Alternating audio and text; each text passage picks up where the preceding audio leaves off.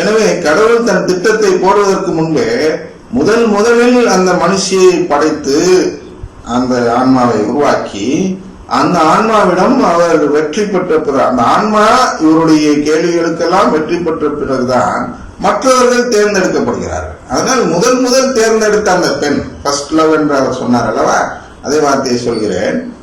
முதலில் அவர் தேர்ந்தெடுத்த அந்த பெண், அவருக்கு ஆதாம் ஏவாள் படைப்பதற்கு முன்பே இவர் தேர்ந்தெடுக்கப்படுகிறார். அதுதான் அங்கே வாழ்வு தரும் மரம் என்ற உருவகத்தில் சொல்லப்படுகிறது. வாழ்வு தரும் கனி என்பது வாழ்வு தரும் உணவு. அந்த உணவை தயாரிக்கும் ஒருவர் தான் மரம், கனி கொடுக்கும் மரம். இதெல்லாம் கைக்குண்டு கண்ணாடி தேவையில்லை. அதனால் அந்த மரம் அவர் வளர்த்த பிறகுதான் இன்பவனத்தை உருவாக்குகிறார். இந்த மரம் அவருக்கு வேண்டும். இந்த மரம் இல்லை என்றால் அவருடைய மீட்பு திட்டமே இல்லை. ஆனால் முதலில் அன்னை மரியாதை தேர்ந்தெடுக்கிறார். தேர்ந்தெடுத்து அவருக்கு கேள்வியெல்லாம் கேட்டு சோதித்து அறிந்த பின் அவருக்கு என்ன செய்கிறார்? உறவை கொடுத்து விடுகிறார். அதுதான் அமல உற்பவம். அவர் உட்பவிக்கும் பொழுதே அமல நிலையில் உட்பவித்தார் என்றால், அவர் உட்பவிக்கும் பொழுதே உறவு பெற்ற நிலையில் உட்பவித்தார். மற்றவர்கள் தான் உறவு இல்லாத நிலையில் சோதிக்கப்படும். பிறகு உறவை பெறுகிறோம். அது நாளை தான் இன்று கொண்டாடுகிறோம். அதுதான் இங்கே சொல்லப்படுகிறது. நம் ஆண்டவராகி இயேசு கிறிஸ்துவின் தந்தையும் கடவுளுமானவரும் போற்றி. அவர் விண்ணகம் சார்ந்த ஆவிக்குரிய ஆசி அனைத்தையும் கிறிஸ்து வழியாக நம் மீது பொழிந்துள்ளார். இந்த ஆசி அனைத்தையும் பொழிந்துள்ளார். அதான் சொல்லுங்க, அருள் நிறைந்த மரியே அனைத்தையும் பொழிந்துள்ளார் என்றால் என்ன? முடிஞ்சு வச்சா அதுக்கப்புறம் அடுத்த பொறுக்கிறவங்க இல்லையா? இவங்களாம் விதந்தாவாதம் பண்ணுகிறார்கள். அருள் நிறைந்த மரியை ஏன் சொல்லக்கூடாதுன்னா, ஏன்னா அவன் மட்டும்தான் அருள் பெற்றவர, நானும் இல்லையான்னு அவனை வாதாடுறாங்க. அதுக்கு பதில் சொல்றதுக்காக மிக பெற்றவர்களே என்று மாட்டேங்கிறார். எல்லாரும் தான் நிறைவாக கொடுக்கிறார். அருளை நிறைவாக பெற்றவர்கள் அனைவருமே நிறைந்த அருளை பெற்றவர்கள். அது ஃபுல் என்று ஆங்கிலத்தில் வருகிறது. தமிழ்ல சரியான வார்த்தை அதுக்கு இல்லை. ஃபுல் என்றால் அதுக்கு மேல் இல்லை என்று ஒரு பொருள் இருக்கு. அதை எடுத்துக்கொள்கிறார்கள். இங்க அந்த பொருள் இல்லை. அருள் நிறைந்த என்றால் ஒருவருக்கு எவ்வளவு தேவையோ அவ்வளவும் பெற்ற மரியாதை. அதான் அந்த உறவு. அவ்வளவுதான் ஒரு அருள்னா என்ன? உறவுதான் அருள். அருளை முழுமையாக பெற்ற அன்னை மரியாதை. அருள் நிறைந்த மரியை என்று சொல்லும் பொழுது அமலவர்பையும் தான் சொல்லுகிறீர்கள்.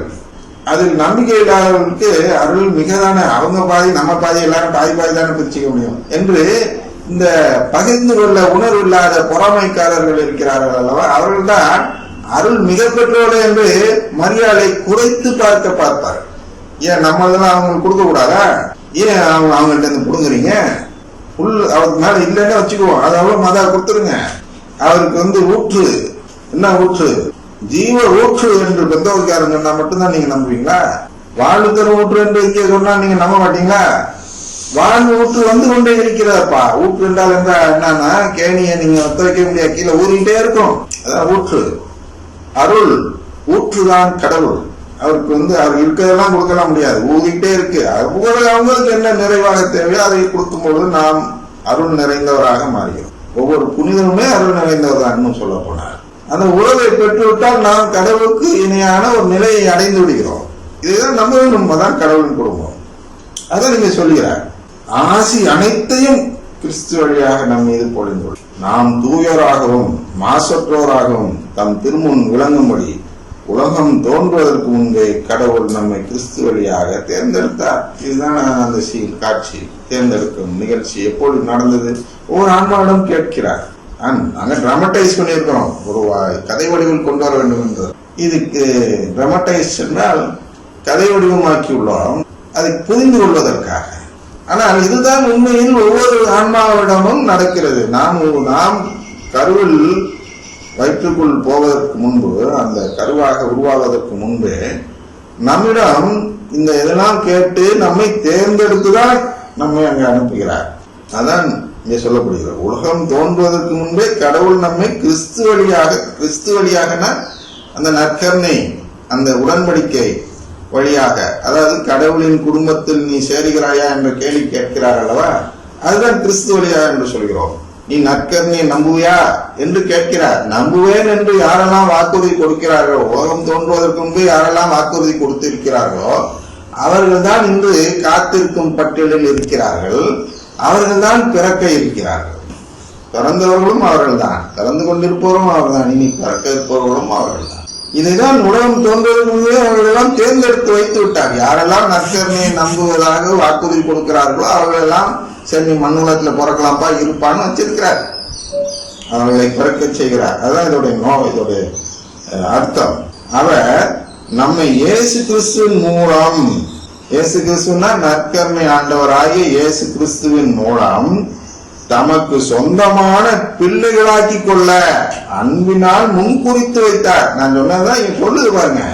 அவருடைய சொந்தமான பிள்ளைகளாக்கி கொள்வதற்காக முன்குறித்து வைக்கப்பட்டிருக்கிறார்கள். ஒவ்வொருவரும் பிறக்கும் ஒவ்வொருவரும் இந்த நோக்கத்திற்காக தான் வைக்கப்பட்டிருக்கிறார்கள். இந்த நோக்கம் இல்லாதவர்கள் யாருமே இந்த உலகத்தில் பிறப்பதில்லை. சரியா? இதுவே அவரது விருப்பம். வருதா? எல்லா தரவுகளும் இன்னைக்கு ஒரே நாள்ல வந்துருது. பவுல் எபேசியருக்கு எழுதிய திருமுகம் முதல் அதிகாரத்தில் 3 முதல் 12 வரை உள்ள பகுதியில் அந்த தரவுகளை எல்லாம் உடைச்சு சொல்லிடுறாரு. இதை நம்ப மாட்டேங்கிறாங்க. அந்நிய சபைகள், கடவுள் குடும்பத்தை நம்பாதவர்கள், வளமை நற்செய்தியை நம்புகிறவர்கள், இவர்கள் எல்லாம் இந்த பகுதியில் எவ்வளவுதான் இவர் உடைத்து சொன்னாங்க. சொந்தமான பிள்ளைகளாக்கி கொள்ள சொல்ற குடும்பம் உருவாக்குவதற்கு என்று. அடுத்தது இதுதான் கடவுளுடைய விருப்பம், கடவுளின் திருவுளம் என்று சொல்கிறோம் அல்லவா? இதுவே அவரது திருவுளம். பிள்ளைகளா மாத்துறதே திருவுளம். அதை நான் சொல்றேன், சாராம்சம் என்று சொல்கிறோம். அதை கூட மறுக்கிறவர்கள் இருக்கிறார்கள். குருக்களாக படித்துக் கொண்டிருப்பவர்கள் நிறைய பேர் மறுக்கிறார்கள். அதுக்கப்புறம் சி மேற்கோள் காட்டிய பிறகு சரின்னு ஏற்றுக்கொள்கிறார்கள். ஆனா இங்கே தெளிவாக சொல்லி இருக்கிறது, இதுதான் அவருடைய விருப்பம்னு. அவங்க என்ன சொல்றாங்க? பாவத்தை போக்கி மனிதர்கள் அப்படியே புனிதராக்கி அதுக்கப்புறம் மோட்சத்துக்கு எடுத்துக்கொள்ள, இதெல்லாம் அவருடைய திருவுளம் இல்லை. இவ்வளவுதான் திருவுளம். அவர் தம்முடைய சொந்தமான பிள்ளைகளாக்கி கொள்ள பாடுபடுறார். திருவுக்கு முன்குறித்து வைத்தார் என்பது இருக்கிறார் அல்லவா? இதுவே அவரது விருப்பம், இதுவே அவரது திருவுளம். இவ்வாறு தம் அன்பார்ந்த மகன் வழியாக, அன்பார்ந்த மகன் நற்கருணை ஆண்டவர் வழியாக நம் மீது ஒப்புயர்வற்ற அருளை பொழிந்தருளியதால் அவரது புகழை பாடுகிறோம். புரியுதா? அதான் அங்க என்ன பண்றோம்னா, இவ்வாறு தன் அன்பார்ந்த மகன் வழியாக, அதனாலதான் தேவ தன்ராஜ் பாரு என்ற பெருமையா பாராட்டுகிறோம். என்ன பாராட்டுகிறோம்னா, இதுதான் அந்த உடன்படிக்கை மாதா வயிற்றில் இருந்தது என்று சொன்னார். அந்த உடன்படிக்கை என்று சொன்னதுனால என்ன ஆகுது? நற்கருணை ஆண்டவர் தான் என்று இந்த இடத்தில் அவரே சொல்லிவிட்டார். அதனால் அவர் புனிதராகி விடுவதற்கு அனைத்து தகுதியும் பெற்று விட்டார் என்பதுதான் உண்மை. அதான் சொல்றார், இவ்வாறு தன் அன்பார்ந்த மகன் வழியாக, அன்பார்ந்த நற்கருணை ஆண்டவர் வழியாக நம் மீது ஒப்புயர்வற்ற அருளை பொழிந்தருளியதால் அவரது புகழை பாடுகிறோம் என்றால், இந்த பாடுகள் என்று வந்தாலே நான் திருப்பலியில் பங்கெடுக்கிறோம். கடவுள் தமது திருவுளத்தின் திட்டத்தின்படி அனைத்தையும் செயல்படுத்தி வருகிறார். இந்த திருவுளத்தின் திட்டம் தான் கடவுளின் பிள்ளைகளாக மாறுவதற்கு தேவையான அனைத்தையும் என்ன பண்றார்? அதுதான் இப்போது செயல்படுத்தி கொண்டிருக்கிறார். அதனால் இந்த உலகத்தை ஏன் படைத்தார்? மனிதர்களை பிள்ளைகளாக தேர்ந்தெடுப்பதற்காக. அவரது தீர்மானத்தால் நாம் முன்குறிக்கப்பட்டு கிறிஸ்து வழியாயினா நற்கருணை ஆண்டவராகி கிறிஸ்து வழியாய் அவரது உண்மை பேற்றுக்கு உரியவரானோம். எப்படி நமக்கு மீட்பு கிடைக்கிறப்ப தெரியுதா? நற்கருணை ஆண்டவர் வழியாக அந்த உரிமை பேற்றுக்கு உரியவரானோம். அது ஒரு உரிமை. அந்த உறவு என்பது நம்முடைய உரிமை பேரு. அந்த உறவு பெற்று விடுகிறோம். அதனாலதான் தேவன் தன்ராஜ் பாதிப்பது புனிதராக நெருங்கிவிட்டார் என்றால், இந்த உறவை மட்டும் அவர் நம்பி விட்டால் போதும், நாளைக்கு அவர் புனிதர். நம்புவது கடினம்தான். இது நான் சொல்றது 2 செகண்ட்ல நடக்கிற மாதிரி இருக்கும். அது அவ்வளவு ஈஸி இல்ல. அது அவ்வளவு ஈஸியா இருந்தா உடனே எல்லாருக்குமே தீர்ப்பு நாளே வந்திருக்குமே. ஒரு ஆயுட்காலம் முழுவதும் சோதிக்கப்படுகிறோம். இந்த ஒரு சின்ன விஷயத்துக்கு தான் இதை நம்புகிறோமா? இதை நம்பிதான் நற்கருணை புசித்தோமா அல்லது வேற ஏதேனும் நோக்கத்திற்காக புசித்தோமா என்று சோதித்தறிவதற்காக தான் இவ்வளவு நாட்கள் கடவுளுக்கு தேவைப்படுகிறது. ஒரு மனிதன் தன்னுடைய பிள்ளையாக மாறும் விருப்பத்தை தெரிவித்து விட்டானா என்று கடவுள் முடிவெடுக்க இவ்வளவு பெரிய ஆயுட்காலம் தேவைப்படுகிறது. சிறு வயதிலே அன்று பார்த்தோம், கார்லோ அக்விட்டிஸ் என்ற ஒரு புனிதரை பார்த்தோம் அல்லவா? போன மாதம் இதே 10ஆம் தேதி தான் அந்த வந்தார். 1 மாதமாக இருக்கிறது. அவர் புனிதர் பட்டம் கொடுத்தார்கள். 15 வயதில் அவர் இறந்தார். இந்த நவீன காலத்தில் இன்டர்நெட் மூலமாக நற்செய்தி அறிவித்திருக்கிறார். நற்கருணை குறித்த செய்தியை அறிவித்து விட்டார். 15 வயசுல அடைச்சிக்கிட்டார் கடவுள். ஏன்? அவ்வளவுதான், சோதனை தெரிந்து விட்டது. சரி அப்பா, நீ கடவுள் குடும்பத்தில் சேர முழுமையான விருப்பம் வைத்திருக்கிறாய் என்று தெரிந்து விட்டது. இனி நீ வாழ வேண்டாம், வந்துவிட என்னிடம். இங்க செயல்படும் புனிதர். அதான் அதுல இருக்கும் 1,44,000 பேர் முதல் கனியாக தேர்ந்து கொள்ளப்பட்டார்கள் என்று இருக்கும் அல்லவா? அது போன்ற நிலையில் நீ என்னுடைய முதல் கனியாக இன்றே வந்துவிடு. என் குடும்பத்தில் தீர்ப்பு நாளுக்கு பிறகு வருவதற்கு மற்றவர்களுக்கு தான், சந்தேகத்துக்குரியவர்கள் தான் தீர்ப்பு நாள் தேவை. உன்னை போன்று தெளிவான நம்பிக்கை உடையவர்களுக்கு தீர்ப்பு நாள் தேவையில்லை. இன்றைய குடும்பத்தில் சேர்ந்து விடலாம்.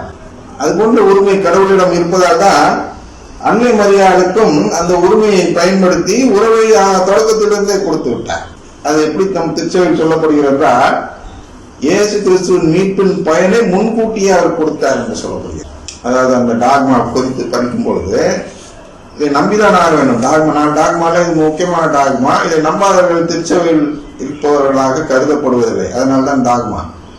ஆனால் அதுக்கு விளக்கம் தரும்போது தருகிறார்கள். என்ன தருகிறார்கள்? இயேசு கிறிஸ்து கொடுத்த மீட்பின் பலனை முன்கூட்டியே மரியாளுக்கு கொடுத்து அவரை அமல உற்பவியாக கறக்க செய்தார் என்று சொல்கிறார்கள். அந்த மீட்பின் பலனை முன்கூட்டியே கொடுப்பவர்கள் தான் அன்னை மரியாள் மட்டுமல்ல, அனைத்து புனிதர்களுக்கும் அதை கொடுக்கிறார் தீர்ப்பு நாளுக்கு முன்பாகவே.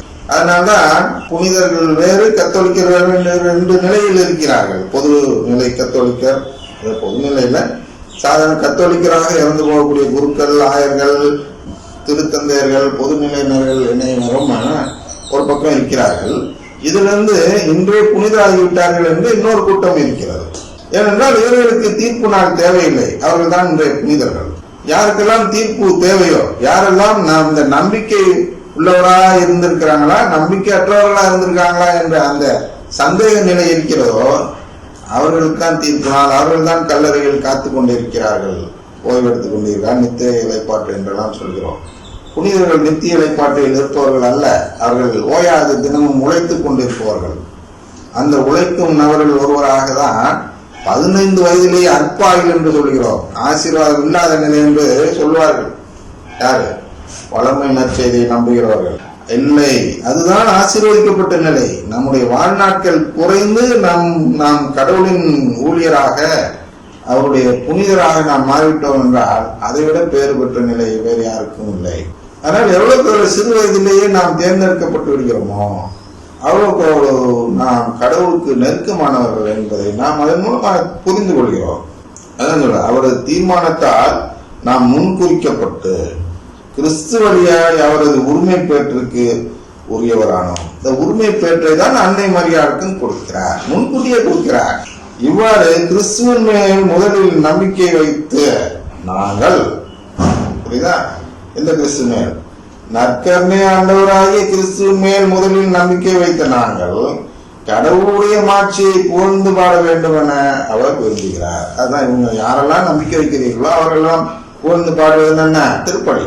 அவரெல்லாம் தினமும் திருப்பலிக்கு போக வேண்டும் என்பதுதான் கடவுளுடைய விருப்பம். நற்செய்தி வாசகம் என்பது இதோ கருவுற்று ஒரு மகனை பெறுவீர் என்றெல்லாம் கபிரியேல் வானதூதருடைய காட்சி தான் கூறப்படுகிறது. அதில் அருள் நிறைந்தவள் என்ற வார்த்தை வாசகத்திலே வருகிறது. அருள் நிறைந்தவரே வாழ்க, ஆண்டவர் உம்மோடு இருக்கிறார் என்றார். யாரு? வானதூதர் மரியாவுக்கு தோன்றி அருள் நிறைந்தவரே வாழ்க, ஆண்டவர் உம்மோடு இருக்கிறார் என்றார் என்று நம்முடைய தேவ தண்டாய்ப்பாளர் தான் இந்த வாசகத்தை, இந்த வார்த்தைகளை வாசித்தார். வாசித்தவன் மறைவுரையில் அருள் மிக பெற்றவரே என்று மாறி, அருள் மிக பெற்றவரே என்று சொன்னால் என்ன பொருள் என்று நான் சொல்லிவிட்டேன். அவர்களுடைய அருளை நாம் புரிய கூடாது, நாம் தான் அவருக்கு அருளை கொடுக்க வேண்டும். என்னதை எடுத்துக் கொள்ளுங்கள் மாதாவுக்காக என்று நாம் கேட்கலாம் தவிர அதை நமக்கு வேண்டும் என்று கொடுக்கக்கூடியவர்கள் தான் அருள் மிக பெற்றவர் என்று கூறுபவர்களாக இருக்கிறார். எனவே இதெல்லாம் நாம் சொல்லிவிட்டதால் தந்தை மகன் தூய ஆவியின் பெயராலே ஆமென்.